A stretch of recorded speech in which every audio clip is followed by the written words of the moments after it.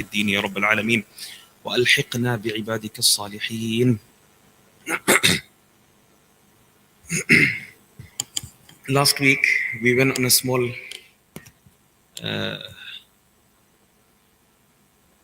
spoke about Turkey. Okay, we spoke about Turkey. This week inshallah we'll go back to our topic on the virtues of the Quran. Today inshallah we have in front of us Hawamim. Hawamim is the plural of Hamim. All those surahs that start with Hamim. So every single surah that starts with Hamim is part of Hawamim.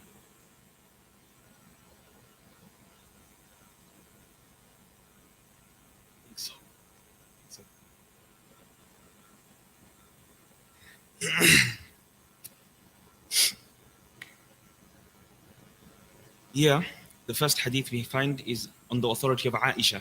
عن عائشة رضي الله عنها قالت كان رسول الله صلى الله عليه وسلم يصوم حتى نقول ما يريد أن يفطر ويفطر حتى نقول ما يريد أن يصوم وكان يقرأ كل ليلة ببني إسرائيل والزمر. Rasulullah, Aisha radiallahu anha reports, Rasulullah sallallahu alayhi wasallam used to fast continuously to the extent that we used to think that he would never stop fasting. He'd continuously fast every single day, continuously, to the extent that we would think that he's not going to stop fasting anymore. And then vice versa as well. He would break his fast, meaning he would continuously eat, not in the sense that eat a lot, okay, that's a different context. He would break his fast and he'd continuously not fast to a great extent, to many days, where a person would think that he would continuously not fast at all. So there are times that you have to give the haqq to your own body. Sometimes fasting is good for your body, and sometimes overdoing fasting may bring a lot of harm. Okay? Overdoing something good is also bad. Okay? Watermelon, grapefruit. Yeah, everyone knows the grapefruit from the Sunnah as well. But if you overdo it, you're going to go into issues. Okay, especially those who have diabetes, isn't it? Dates, amazing fruit. Yeah, one of the most nutritious fruits out there. Superfruit, they call it. But if you go overboard, what's going to happen? Every single day you're munching on it like crazy. Eventually you're gonna have a sugar crush. So anything good has to be done in a moderate way. Over and above the limits, automatically you're going to turn that good thing into a bad thing. Same thing with fasting. Fasting is a very, very good way of clearing all the toxins out of your body. Okay? Nowadays, they use it for weight loss. One of the great methods of weight loss is to fast. But when a person overdoes it, goes over and above the bounds, sometimes that can, on the long run, have a more detrimental effect on his body without him knowing. There's going to be so many different types of deficiencies, hydration, so many things. So you need to be careful. Likewise, Rasulullah sallallahu alaihi wasallam, he done according to his body. Of course, Rasulullah's body was not like our body. Okay? That's something that you need to understand as well. He had the strength of more than 70 men. It comes in one narration. So we have to understand according to our body. That's why Rasulullah sallallahu alaihi wasallam said the best fast is the fast of Dawood alayhi salam. What's the fast of Dawood alayhi salam? He used to fast one day and he used to break his fast one day. And this is how we would alternate. Oh, they call it alternate day fasting, isn't it? Alternate day fasting. One day you fast, one day you break. One day you fast, one day you break. One day you fast, one day you break. That's the best type of fasting. Why? Because you're putting a slight stress on your body, but to the extent that your body can recover the next day, because you're still having some nutrition on the next day. So a person must be extremely careful when overdoing fasting. And Rasulullah sallallahu alaihi wasallam, the continuous fast. So there's the fast that we have, our normal fast from dawn to dusk, and then there's another fast which Rasulullah sallallahu alaihi wasallam completely prohibited, which was continuously fasting. This is not water fasting or anything, okay? I'm talking about the dry fasting that we do. Okay, this is the Islamic fasting. Water fasting, I mean, we're not talking about water fasting here. We're talking about actual dry fasting. If a person were to dry fast continuously without any breaks, without any iftar, without breaking it at Maghrib time, it's going to be detrimental to your body if you do it more than 2-3 days. You're going to feel the effects immediately. It's very dangerous to your body. So you need to be extremely careful even when you're taking the guidance of fasting. It's one of the best ways of getting toxins, any types of poisons, any types. You see so many stories, mashallah. Even cancers and tumors get rid of cancers and tumors through fasting. So it is possible. Of course, you need to go under guidance of a proper medical doctor, person who's a specialist in this field. Needs to monitor all your blood levels and everything, your blood pressure, everything. Otherwise, if you're not monitored continuously, you might go into many deficiencies, and later on you might not be able to recover. Sometimes it happens that many types of nutrients go out of your body in such a way that later on, even if you tried your best to improve those levels, it doesn't come back, especially at a later stage in your life. Especially if you go over 40, it'll be extremely hard to recover. So you need to be careful, inshallah. That's a point that came on fasting. Then وَكَانَ يَقْرَأُ كُلَّ لَيْلَةٍ بِبَنِي إِسْرَائِيل وَالزُّمَرِ. Every single night, Rasulullah sallallahu alaihi wasallam used to read Surah Bani Israel. Which one is Surah Bani Israel? سبحان الذي أسرى بعبده ليلا من المسجد الحرام إلى المسجد الأقصى. Surah Bani Israel he used to read every single night, plus Surah Zumar. And the point of our discussion here is Surah Zumar starts with Hamim. Okay, we're talking about Hamims. Surah Zumar he used to read every single night. The next hadith we have عن عبد الله بن عمرو قال أتى رجل رسول الله صلى الله عليه وسلم فقال أقرئني يا رسول الله قال له اقرأ ثلاثا من ذات الراء فقال الرجل كبرت سني واشتد قلبي وغلظ لساني قال فاقرأ من ذات حاميم قال مثل مقالته الأولى فقال اقرأ ثلاثا من المسبحات فقال مثل مقالته فقال الرجل ولكن أقرئني يا رسول الله سورة جامعة. I'll give you the crux of this. An elderly man came to Rasulullah sallallahu alayhi wasallam. Of course, he's going to be a Sahabi because he met Rasulullah sallallahu alayhi wasallam. He came to Rasulullah and he said, teach me a surah that will benefit me greatly in dunya and akhirah. So Rasulullah sallallahu alayhi wasallam advised him to read every single surah that has a ra in. So for example, Alif Lam Ra.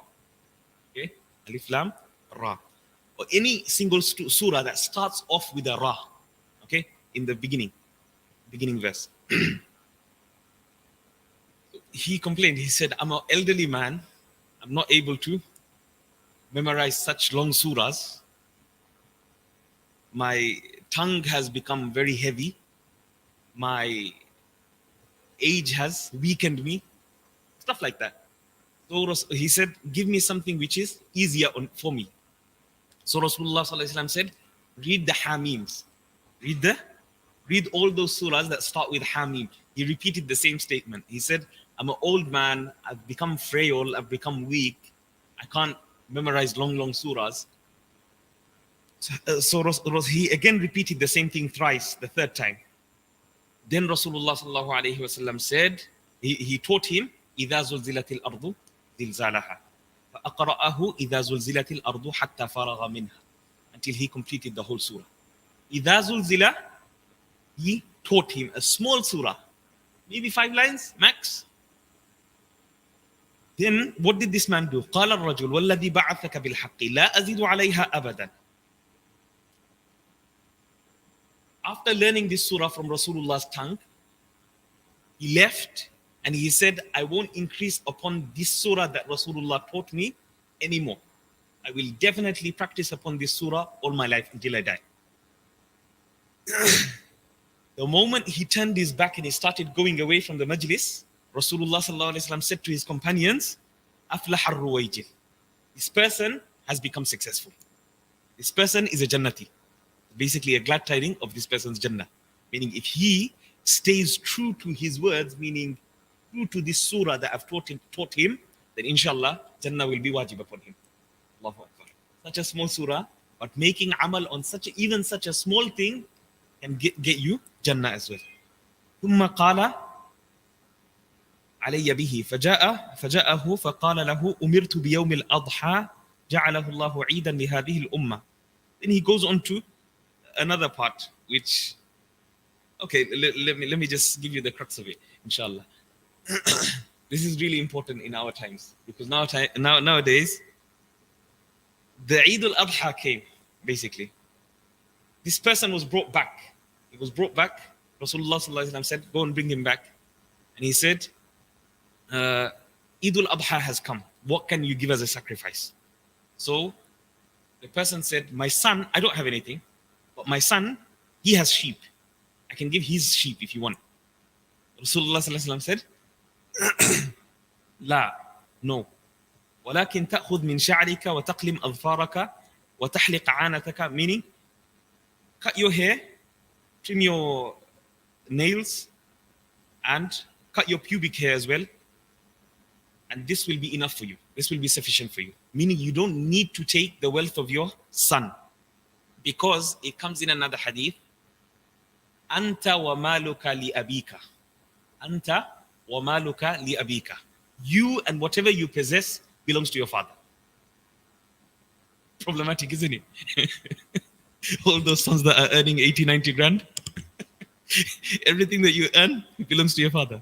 True. I mean, if you look at it in the true sense, your existence depends on your father. Without your father, you would never exist. Isn't it? Without your father, can you exist? You can't exist. Not possible. The means through which you came to this dunya is through your father. Now, that hadith is referring to if a father or a mother is in a state where they're in extreme level of desperation. They don't have enough food. They don't have enough money to live. Then yes, they can take that amount to live off their children. That basic necessity must be fulfilled by the children.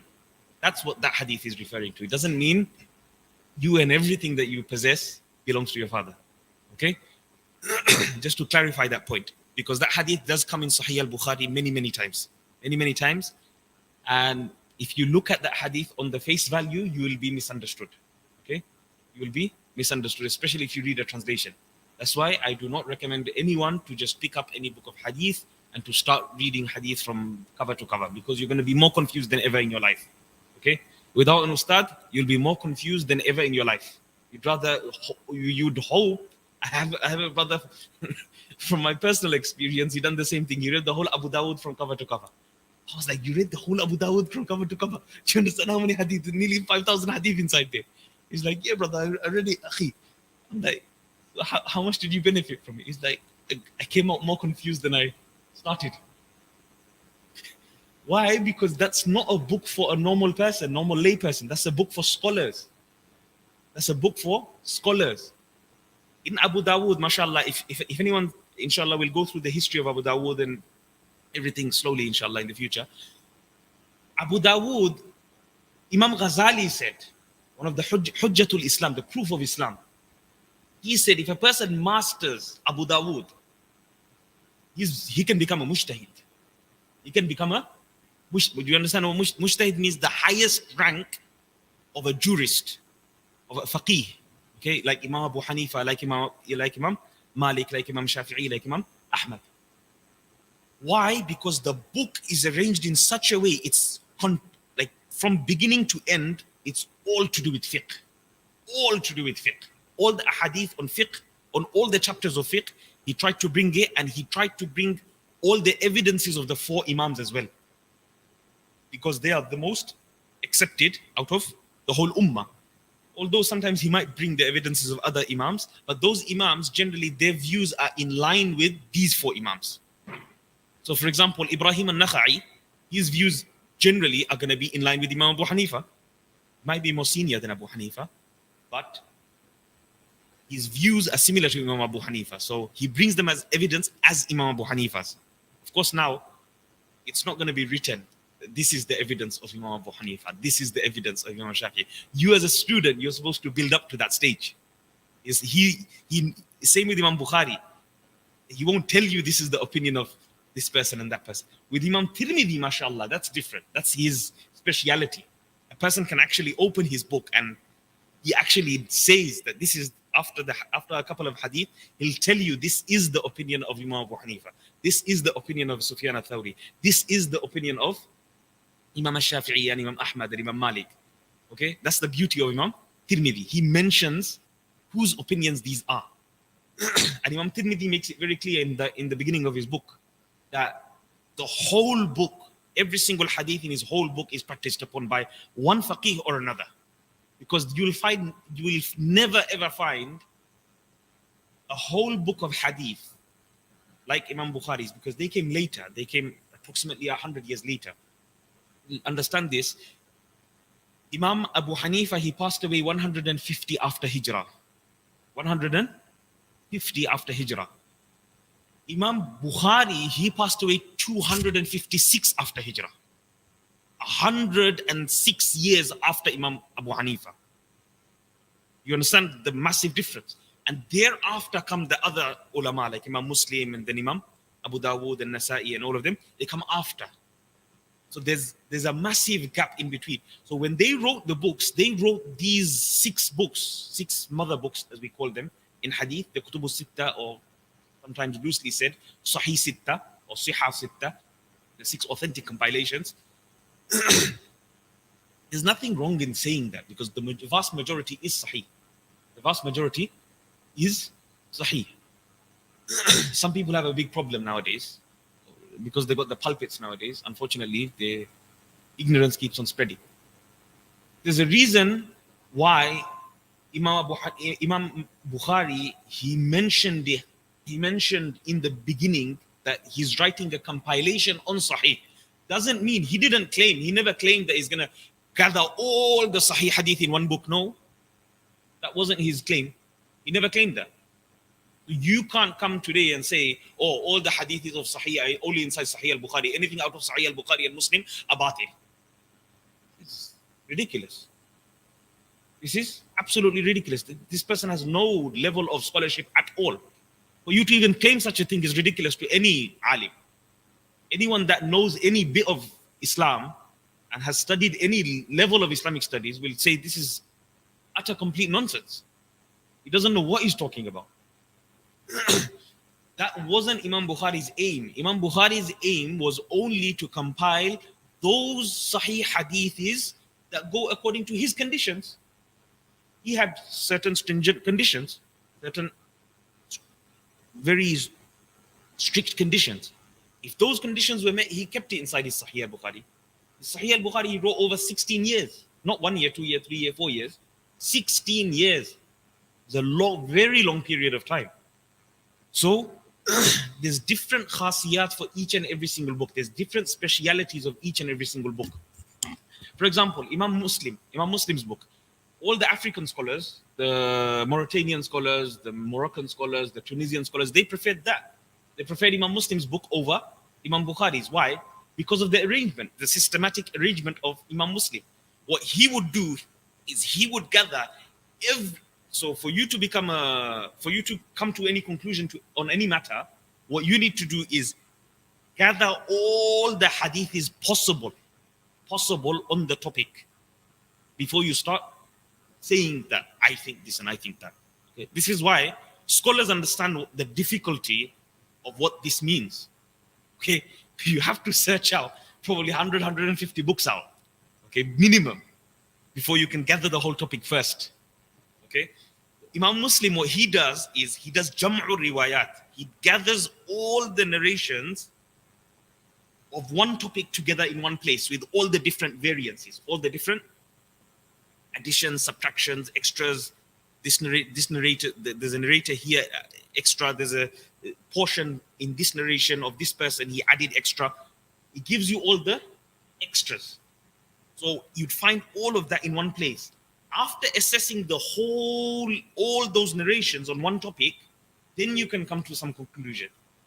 You can't just open Bukhari and start jumping up and down. Oh, I found the hadith, therefore I must practice upon it. No, there's no. I'm telling you, there's no scholar. There's no scholar in history. There's no scholar in history that done such a thing. This is ridiculous, utter ridiculous. For you to open a book by yourself and for you to start reading the translation and thinking that you understand what you understood is complete utter nonsense.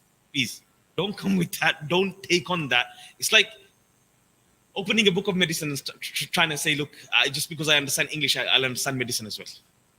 You understand the the ridiculousness of that view, and then you start surgery and you start practicing upon people. What's going to happen? You're going to get jailed, isn't it? You're going to get jailed. Why? Because it's ridiculous. You're going against the whole method of how it's done. You haven't studied by experts. And those who claim that they've studied by experts, unfortunately, nowadays, what's happening is they're half-baked. They don't know what they studied. They've studied bits and pieces, but they don't know how to put the puzzle together. That's why we follow the Salaf. That's why we follow the Salaf. Who are the Salaf? You can say as much as you want, you follow Quran and Sunnah according to the understanding of the Salaf. But who are the Salaf? The Salaf are Imam Abu Hanifa. He met more than 12 companions. I said this before, previously. He met more than 12 Sahaba. So what is he? Who's the person that met a Sahaba? He's called Tabi'een. He's from the Tabi'een. He's the only one from the 4 Imams that's considered a Tabi'een. The rest of them, Imam Malik, Imam Shafi'i, and Imam Ahmad are Tabu'ut Tabi'een or Atba'ut Tabi'een. Yeah? They didn't meet any Sahaba. So that virtue, they didn't have. That virtue, that slight extra virtue, they didn't have. But anyway, the point is, all of them are from Salafus Salihin. Who are the Salafus Salihin? The first 3 generations. The Sahaba, my companions, Ma ana alayhi wa ashabi, and then those who are after them and those who are after them. After them meaning Sahaba, Tabi'een, and Atba'ut Tabi'een. These are the 3 ranks that are from the Salafus Salihin. Now, amongst these are the 4 Imams. So if you say that you're following Quran and Sunnah according to the understanding of the Salaf, but you're not following one of the 4 Imams, what does it mean? What does that mean? You're following isolated views from this person, from this Tabi'i and that Tabi'i and this Tabi'i and that Tabi'i. Whereas the 4 Imams have a systematic approach of combining the whole Sharia in one place for you. And they are from the Salaf. And if you look at their views more or less, I'm not saying all of the views of the Tabi'een and the Atba'ut Tabi'een are going to be put together in their views only, but more or less it covers majority of the views of the Tabi'een and the Atba'ut Tabi'een and the Sahaba. And from these madhabs, the Hanafi madhab is more vast. Why? Because our Imam, he wasn't just alone. His 2 students, Imam Abu Yusuf and Muhammad bin Hassan al-Shaybani, who were the great 2 Imams, they were also mujtahids of the highest caliber. Imam Abu Yusuf was the ustad of Imam Shafi'i. Imam Muhammad bin Hassan al-Shaybani was the ustad of Imam Shafi'i. Muhammad bin Hassan al-Shaybani was the student of Imam Malik as well. Not only was the ustad of Imam Shafi'i, but he was also the student of Imam Malik. So they've all got links. Every single one of them are linked together. Imam Shafi'i is the ustad of Imam Ahmad bin Hanbal, the greatest muhaddith, the greatest faqih as well. So all of them are interlinked. And I mentioned once as well that Imam Shafi'i, he has so much respect. He says every single time I went to the grave to make ziyarah, to visit the grave of Imam Abu Hanifa, whichever dua that I made to Allah, make it very careful, please. Don't come out shooting with your guns, please. Whichever dua that I made to Allah in front of the qabr of Abu Hanifa, it got accepted. It got accepted. This is a great sunnah that we are missing today. We don't go and make ziyarah of awliya. These were not just fuqaha of the highest caliber. These were awliya. I told you, Imam Abu Hanifa was someone who used to recite the Quran 61 times in Ramadan. 61 times. One time in the whole daytime, one time throughout the whole night, and one khatam with the Imam in Taraweeh throughout the whole month. So one khatam in the morning or throughout the day, one khatam throughout the night, and then one khatam all throughout the whole month with the Imam. 61 khatams. 61 khatams. These were awliya. These were the saints and the friends of Allah. So anyone that claims Quran and Sunnah according to the understanding of the Salaf, but he's following something other than the four madhabs, he's completely on batil. Understand that he's definitely on batil. The whole ummah, the whole world, the four corners of the globe, for over 1,000 years, 1,000 years, we're not talking about 100 years, we're not talking about 200 years, we're not talking about a trend here. There's no fashion trend here, okay? We're talking about over 1,000 years, and we've got proof. We've got Zaytuna, the oldest university in the world, Islamic institution in the world, in Tunisia. Then we have Qarawiyyin in Morocco, in Fez. Then we have Azhar. All three of them are running way over 1,000 years. Way over 1,000 years. So if you want to claim something other than the madhahib, which are followed, these four madhabs, then understand that you are not following the actual Salafus Salihin. You are following your whims and desires and whichever opinions you feel like, whichever isolated opinions you feel like following. You are not following the vast majority of the ummah. Sawadul A'zam Rasulullah Sallallahu Alaihi Wasallam gave glad tidings, good news.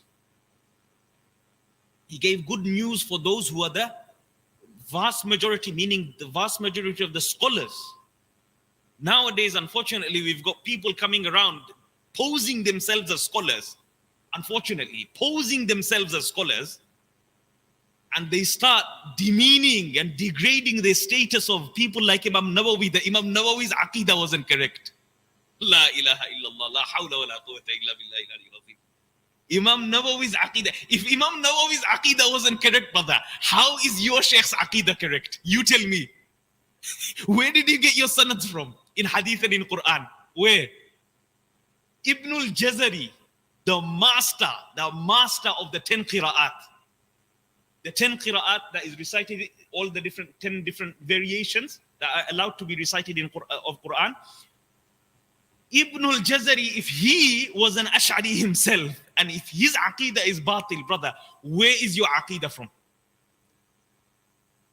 They even poke fingers at Fathul Bari, the greatest commentary ever written in the history of Islam on Sahih al-Bukhari. Ibn Hajar al-Asqalani, the Ra'isul Muhaddithin, we call him the peak, the highest point of all the Muhaddithin. He's like the be-all and the end-all. They have problems with his aqidah because he's an Ash'ari. They make tabdi' and tafsiq of Imam Suyuti because they claim him to be a Sufi. This understanding of Sufi is highly problematic in your brains nowadays because of what you're listening to social media continuously. The Sufi, according to the tariqah of Quran and Sunnah, and then the Sufis who are dancing around and doing their own nonsense. Okay? That's not part of Sufiya. That's not part of true Sufiya. Please understand this very well. All of our ulama were Sufis, true Sufis. Sufis according to what? According to Quran and Sunnah Sufis. Not Sufis according to these dancing, what do you call those? Turkish things.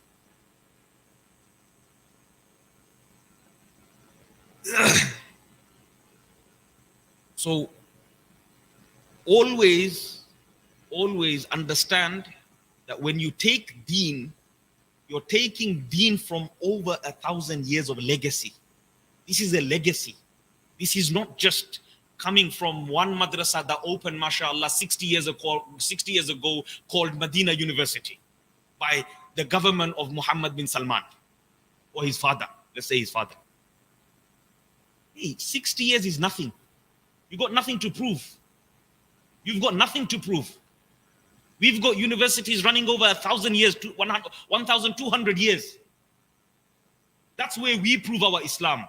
Not through a madrasa or university that came out 60 years ago. Astaghfirullah. Don't try to come and hijack the title of Ahlul Sunnah. Ahlul Sunnah will remain Ahlul Sunnah.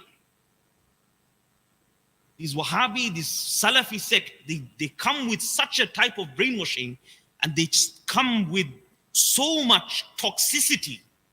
Unfortunately, they're so negative towards the approach in deen. People now are running away from them. You can clearly see people don't want to do anything with them.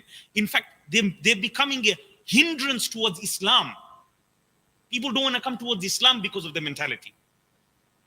They've become so hard and harsh, and the approach has become so toxic that it's my way or the highway. It's the way I understand, and my sheikh understands, and my sheikh understands. Otherwise, if Ibn Uthaymeen says it, khalas, it's end of story.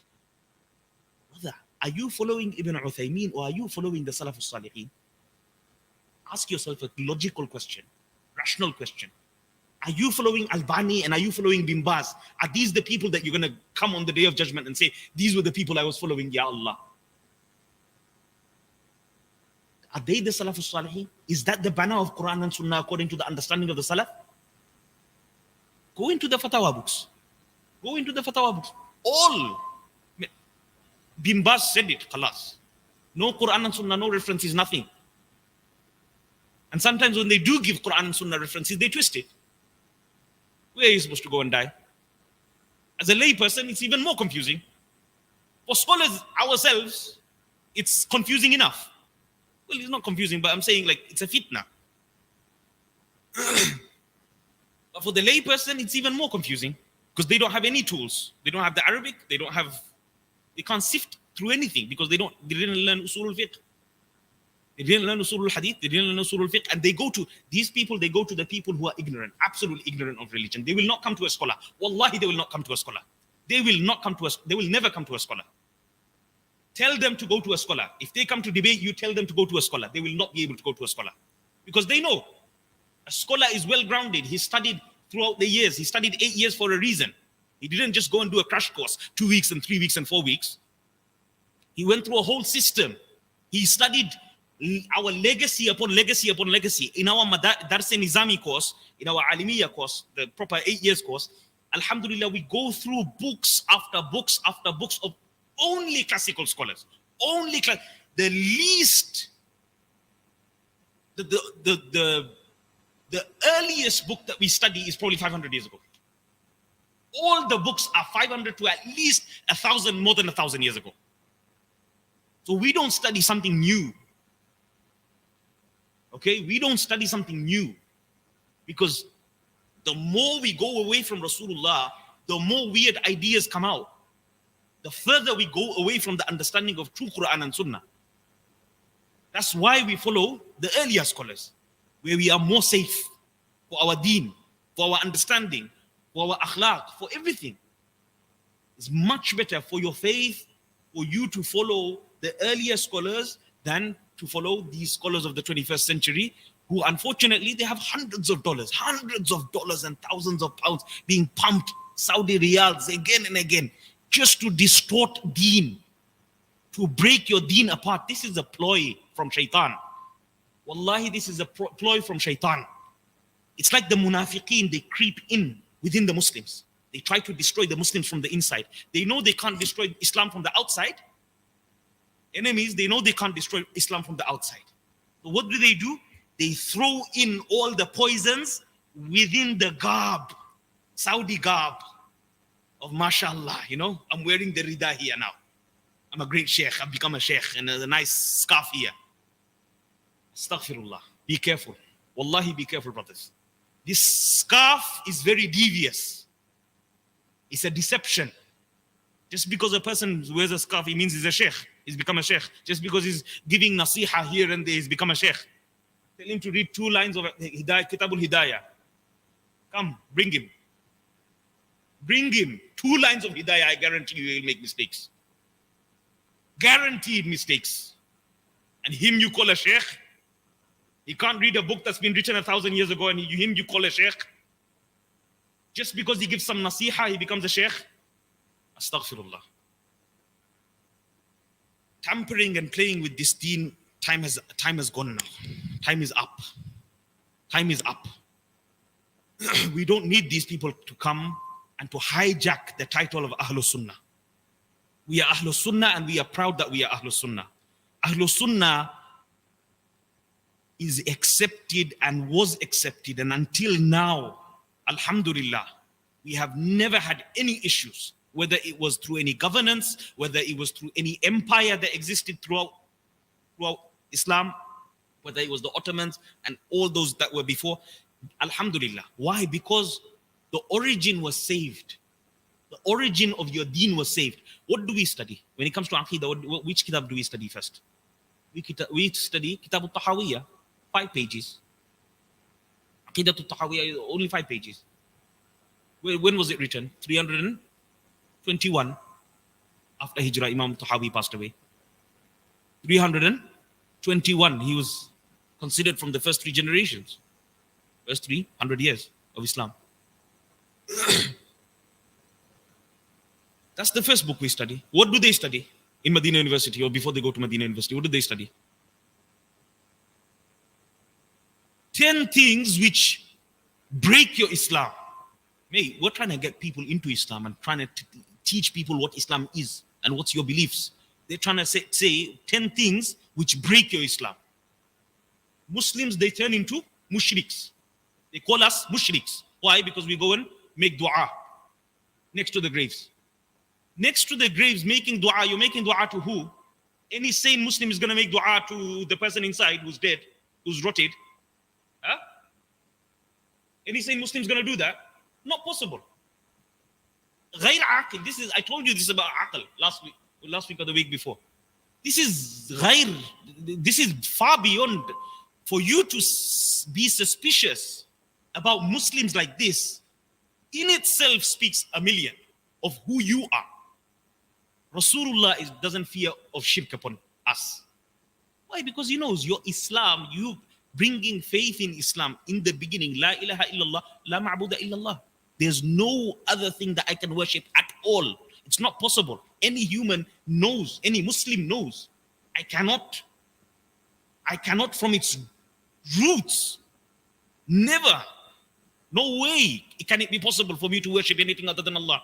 So when you're going to the grave and when you're making dua, are you making dua to the person inside? Never. No Muslim will do that, brother. For you to have suspicion is your problem. That's your problem. He's saying, Ya Allah, give me this. Ya Allah, give me that. Rabbana atina fid dunya hasana. And you're saying, brother, he's doing shirk. Whose problem is it? Your problem. You're having suspicion about another Muslim. He's a Muslim, he's aqil, he's got a brain, he's got intelligence. Why would he ask the person inside? Why would you even think that? Why would you even think that he's asking the person inside? Imam Shafi'i, when he went to the grave of Imam Abu Hanifa and he said, all my du'as get accepted. Whenever I make dua there in that place, Ya Rab. It's a big problem for a lot of people, isn't it, nowadays? When I go to his grave, all my du'as get accepted. Now you're going to say Imam Shafi'i is mushrik as well, isn't it? Huh? What are you going to say to these narrations? Oh, they're da'if, they're weak, they're batil, they're mardud. That's what they're going to do. Reject everything. If you reject, brother, understand this here. Understand this well. If you reject weak hadith, there's more than 100 variations. Weak is just a word that ulama only translate for a layperson to understand. Okay? There's more than 120 different types of weak narrations. Any single small thing can make a hadith weak. Sometimes to one scholar it's weak, to another scholar it's still strong. It's still sound, it's still accepted. When it comes to weak narrations, if you were to take the largest encyclopedia ever written in history, Islamic history, the greatest and the largest, approximately 47,000 narrations. Kanzul Ummal. The name is Kanzul Ummal. The biggest book of hadith that gathers all the hadiths, and he tries to do it without any repetition. Half that book is weak. half those hadiths inside that book is weak. That means half of your Islam. I know normally scholars won't speak like this. I'm only speaking because of the fitna. These people, for you to understand what a weak hadith is. That weak hadith you can't just reject just because you feel like it. 47,000 narrations, half, I'm guaranteeing you, guarantee, half that whole book of 47,000, half of it is definitely weak. Definitely weak, without any second of a doubt. Half the hadiths of the 47,000 are weak in some way or another, according to some muhaddith or some faqih or another. Now, are you going to throw that half inside the dustbin? Isn't that what the Saudi sheikhs are saying? This is the reality, brother. Wake up. Why do you think our scholars didn't neglect da'if? Otherwise, Imam Ahmad bin Hanbal, whom they say they follow, isn't it? Whenever you tell them which madhab do you follow, immediately they say, oh, I'm Hanbali nowadays. Nowadays, they say, oh, I'm Hanbali. Before, when we were growing up, when we were like studying, when we went into studies 20 years ago, they used to say, oh, we don't follow any madhab, brother. That's this and that's that. We follow Quran and Sunnah. Direct Quran and Sunnah, mashallah. Quran and Sunnah came to you. It came nazilu isat marufri. Quran and Sunnah, according to the understanding of who? Your father, your grandfather, who taught you? Your sheikh, who's your sheikh? How did your sheikh get deen? From Najd? Astaghfirullah. This is problematic, highly problematic. If you're willing to throw away a half of hadith literature in the bin, then follow these people. Because wallahi, none of the Salafus Salihin done that. None. Not one single Salafus Salihin done that, ever. None. Without any exception. If you can bring an exception, please bring the exception. I will find it for you. Please bring the exception. Which Salafus Salihin completely abandoned all of weak hadiths in totality, and he didn't make amal on any single weak hadith. Imam Bukhari, the Don himself, in every single book other than his Sahih al-Bukhari, he mentions weak hadiths in abundance. Who are you and me to say we reject any sort of weak hadith? Even this logic doesn't work. Who said it's weak in the first place? Who said? Huh? The muhaddithin. So you're following who? You're following the muhaddithin. So you're following someone. Automatically you're following someone. If you don't want to follow Abu Hanifa, you're going to follow someone.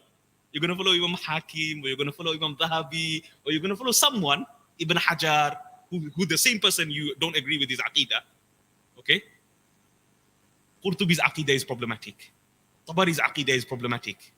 Tahawi, his aqidah here and there, we have to start making different changes. Making changes of the whole deen, brother. You're not going to leave no deen left. What you're doing is you're completely tampering everything. You're tampering your whole deen, your hadith, your aqidah, your fiqh, everything. That's why nowadays, unfortunately, the situation has come that even the basic masla masail, ta'limul haq, a basic person doesn't know. The most basic book on fiqh, nobody knows. Why? Because of this fitna of Quran and Sunnah. Quran and Sunnah. This slogan, this wrong slogan, kalimatu haqqin urida biha al-batil. It's a correct word, it's a correct statement, but the intended meaning was evil. Quran and Sunnah, that's basic. If you say, if I tell you, are you following Quran and Sunnah? And you say, I'm a Hanafi, brother. That automatically means that you are following Quran and Sunnah according to the understanding of a Salafus Salih, who is Imam Abu Hanifa, isn't it? That's what I'm intending. That's what I'm saying. Now, if a person say, if I ask a person, do you follow any of the four madhabs? And he says, no, brother, I follow Quran and Sunnah directly. What is he claiming? He's claiming Abu Hanifa didn't follow Sunnah and didn't follow Quran. He's claiming Imam Malik, he didn't follow Quran and he didn't follow Sunnah directly. He is claiming Imam Shafi'i didn't understand Quran and didn't understand Hadith. He is claiming the dawn of all dawns, Imam Ahmad bin Hanbal, the person who memorized more than 1 million Hadith or million narrations. Let's put it there. Million narrations.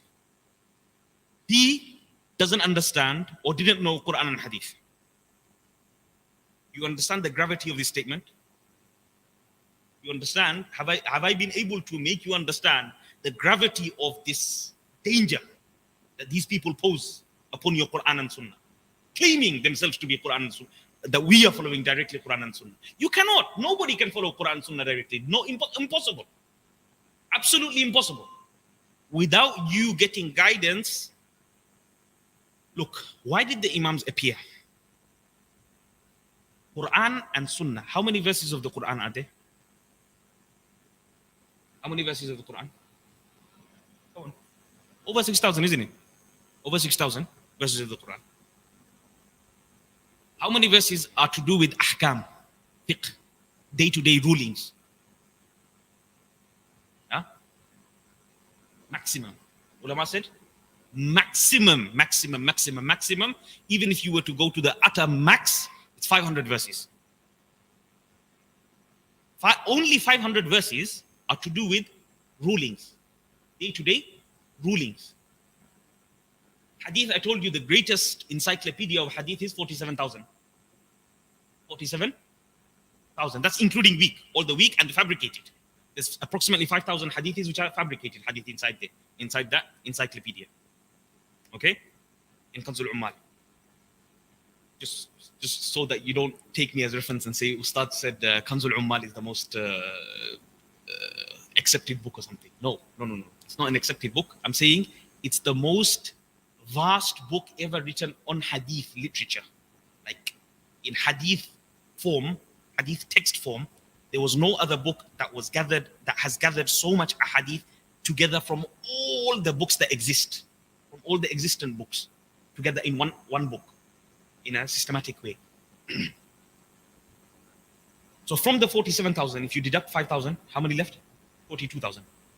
42,000, half of it is weak in one way or another. How many left? 21,000. You're going to restrict your whole religion in 21,000 hadiths. Do you understand how many scenarios that pop up in every single day-to-day person's life? This is why the Imams came. This is why we rely on the Imams.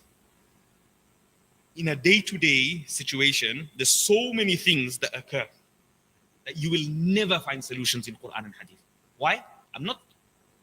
Don't misunderstand me to say that Quran and Hadith are limited, but in a certain way they are limited because they are texts. Because they are texts. Any text is limited. Any text which can be confined is limited. If you find a maximum of 500 verses to do with fiqh and 21,000 ahadiths, which are more or less sound, yeah, you're going to make up your whole sharia with this? Imam Abu Hanifa, he accepted weak hadiths with certain conditions. Imam Ahmad bin Hanbal, he said, whenever there's no authentic narration, I definitely take weak hadiths over my opinion, over qiyas. Imam Malik, same. He takes weak hadiths non-stop. Even the ones with broken chains, he takes them non-stop. Of course, from certain individuals, not from anyone and everyone. Okay, he's got conditions. All of them, when they accept weak hadith, they accept it with conditions. Okay? Not unconditionally. If a person understands it to mean unconditionally they accept weak, this would be also a complete wrong understanding. They accept it, but with conditions. With conditions. Same with Imam Shafi'i. Many of them claim that Imam Shafi'i didn't accept weak hadith, and this is the way of the muhaddithin later on, those who came after. This is also not true. They also, if you look at Imam al-Zarkashi's Usul, he's got a massive book on Usul al-Fiqh. He tried to gather all the four madhabs and the Usul al-Fiqh together in one place. But he was he's a Shafi'i. He's a very great Shafi'i scholar. So here, very clearly, he mentions that Imam Shafi'i also does accept weak hadiths, but again with conditions. So we know that all the four Imams and all the great Salafus Salihin in totality have to accept at one point or another, because you're bound to accept. When there's no other way to go, you're going to have to accept weak hadiths. Okay? In the chapter of, for example, Imam Ahmad bin Hanbal says, in the chapter of to do with slaves, like, look, there's just not enough hadiths, sahih hadiths on the topic. We have to take weak hadiths. We have to depend on weak hadiths when it comes to these chapters. Many, many, many chapters like these. And especially with fada'il, especially to do with virtues of good deeds, all of them agree. Vast majority of all the ulama, from the earliest scholars to the later scholars, everyone, vast majority, even Ibn Taymiyyah, even Ibn al-Qayyim al-Jawziyah, whom they look up to so much, even they have so many weak hadiths inside. If you look at Majmu' al-Fatawa of Ibn Taymiyyah, so many weak hadiths, so many weak hadiths. So are you going to claim now he's a weak muhaddith? They will never. They will never. It's double standards. For certain individuals, they got double standards. Unfortunately, this is the game that they play with our deen. So, please be very careful. Deen is amana. Deen is a trust. Deen is a trust. It cannot be taken away from those who preserve this trust. For you to come later now, after 1500 years, and to start claiming that I and my sheikh and my sheikh's sheikh in Saudi, what I follow is haq, and everyone else is a mushrik in the whole world. Practically, you look at Durar al-Saniyya, Ibn Abdul Wahhab, the books that they study of Ibn Abdul Wahhab in Aqidah, that's practically more or less what he does. He literally makes takfir upon the vast majority of the ummah. This is where this mentality comes. This is where this mentality comes out from. Durar as-Saniyya. Register this book. If you know Arabic, please go back to it. Refer back to it. If you want the slides, I'll give you the slides, inshallah. This type of mentality of making takfir of another person. Imam Abu Hanifa, what does he say? Imam Abu Hanifa was who? From the Salaf. What does he say? I'll give you the stories of Imam Abu Hanifa one day, inshallah. These firaq batila, they came to him, these deviant groups, and they said, a person, he drinks and drinks and drinks, meaning alcohol. And they said so many different types of major sins. Imam Abu Hanifa still made excuse for them. He said, does he claim he's a Muslim? Meaning the person who drinks, or the person who fornicates, or the person who does that major sin. Na'udhu billah. Is he a Muslim? At the end, they have to accept, yes, he is a Muslim. Even if you do those types of sins, they will not take you out of the fold of Islam unless a person believes this to be, like, for example, nowadays, the thing that we're faced with nowadays is the LGBT crowd. Okay? A very big topic, very problematic topic. But if a person, one thing, I wouldn't even use the word tolerate. One thing is to believe that they exist. They do their things, we do our things. We don't know. Okay? We don't want to know. You do your things, that's your personal life. That's our personal life. We don't want to know. Alas. Another thing is to accept them.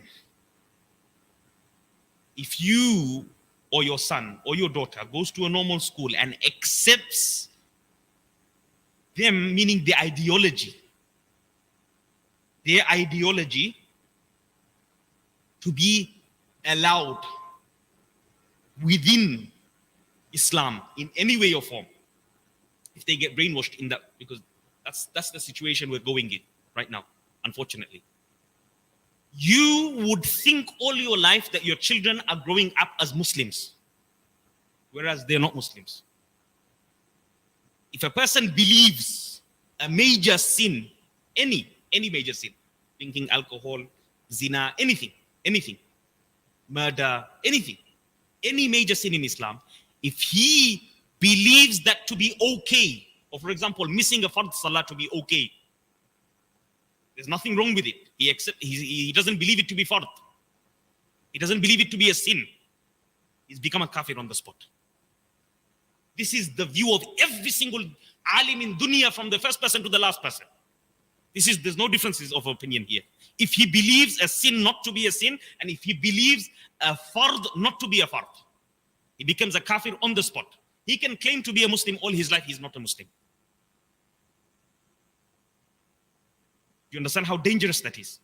But on the other hand, for you to go around having suspicion about others, this is problematic. That's why Imam Abu Hanifa says, I will make 99 excuses if I can to keep that person in the fold of Islam. Meaning I will never make takfir. Takfir meaning kufr. Say that another person is a non-Muslim. I will never, ever dare. Because that's not mine. That's not for me to judge. That's Allah's. Whether he's a Muslim or not, I don't know. He might be more beloved than me. I might be doing all the ibadah, all the salah, all the everything. Nothing's getting accepted. On the day of judgment, I come and I've got nothing. Is that understood? So therefore, never ever be careful of those who make tabdi', meaning this person is a bid'ati, this person is a bid'ati, everyone's a mushrik, everyone's a this, everyone's a that, this one's a fasiq, this one's a zindiq. They come up with so many words, mashallah. Allah subhanahu wa ta'ala has given them the tawfiq. This person is this person is that, this person.